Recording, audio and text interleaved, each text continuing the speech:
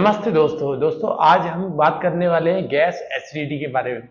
दोस्तों जब गैस अब बनती है और हमारे शरीर में जब गैस बनती है तो तरह तरह की चीज़ें दिखाई देती हैं और होती तो हमारे पेट से है।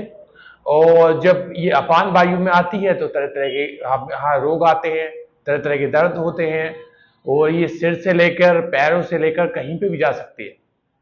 तो आज हम इसके जो वजह होती हैं हमारे आहार से रिलेटेड, हमारे पानी ज़्यादा पीने कम पीने से रिलेटेड, ऐसी तरह तरह की वजह हैं। और आज हम इसके ऊपर निवारण के बात कर रहे हैं, इसके बारे में बात नहीं कर रहे, आहार के बारे में बात नहीं कर रहे। तो हमें इस चीज़ से हमें कैसे बचना है और कैसे हमें इस गैस से आगे हम कंट्रोल कर पाएँ, तो हम क्या कर सकते हैं। तो आज दोस्तों हम बता सकते हैं, एक एक्यूप्रेशर पॉइंट बताने वाले हैं। हमारे नाखून के इस वाले एरिया में, नाखून वाले इसके साइड वाले एरिया में इसे हमें मध्यमा और तर्जनी उंगली का प्रयोग करना है हमें। और कुछ इस तरीके से हमें इस ऐसे यहाँ पे प्रेस करना है साइड वाले हिस्से में। ये वाला जो हिस्सा है नाखून के, इस वाले साइड वाले हिस्से में इसका अपना प्रेस करना है ऐसे दोनों उंगलियों से।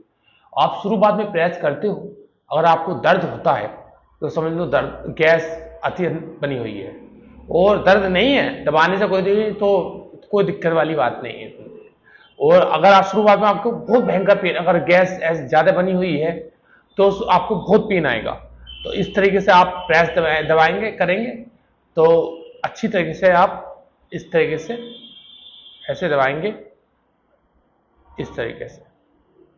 अगर आप जड़ से ही आप काम करना चाहते हो किसी रोग का, तो आपको हाँ इस चीज़ से हम गैस की एसिडिटी हम यहाँ से ख़त्म करना चाहते हैं, तो हमें जड़ से हमें इसका ख़त्म करना पड़ेगा।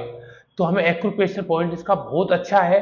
ये हमारा जो ये नाखून अंगूठे का जो एक्यूप्रेशर पॉइंट है इसका, आप इससे अपनी गैस एसिडिटी ख़त्म कर सकते हैं। ये तो हुई पहला पैर। अब दूसरे पैर से भी हम करेंगे इस तरीके से और ऐसे ऐसे कुछ दबाते रहेंगे। जिन्हें गैस एसिडिटी बनती है उन्हें इतना भयंकर पेन आता है शुरुआत में ही, उनसे हम दो मध्यमा तर्जनी उंगली जो दबाते हैं और इतना भयंकर पेन होता है वो उनसे रुका नहीं जाता। तो इसलिए हमें ये छोटे छोटे अभ्यास हैं, एक्यूप्रेशर पॉइंट है। एक्यूप्रेशर पॉइंट हमारे दर्द से जितने भी रोग होते हैं हमारे, उसमें काफ़ी अच्छा रोल अदा करते हैं। और एक्यूप्रेशर पॉइंट की भी अलग भूमिका है। और खाना खाने का अपने थोड़ा आहार में सुधार लाएं तो अच्छा रहेगा। खाना खाने के बाद तुरंत पानी ना पिएं और कम से कम 45 से 60 मिनट का डिस्टेंस रखें खाना खाने के बाद पानी पीने में। और जितना पुराना गुड़ होगा, गुड़ और सौंफ, जिन्हें भयंकर एसिडिटी बनती रहती है, तो गुड़ और सौंफ का इस्तेमाल करें और इससे भी गैस एसिडिटी की समस्या खत्म हो जाती है। तो ये छोटे छोटे ये बदलाव आप लाओगे। बहुत से कहते हैं हमें खाना खाने के बाद हमें रोटी नहीं निकलेगी और फंदा लग जाएगा। ये सब हमारे दिमाग का खेलपन है, साइको टाइप का हो जाता है हमारा दिमाग।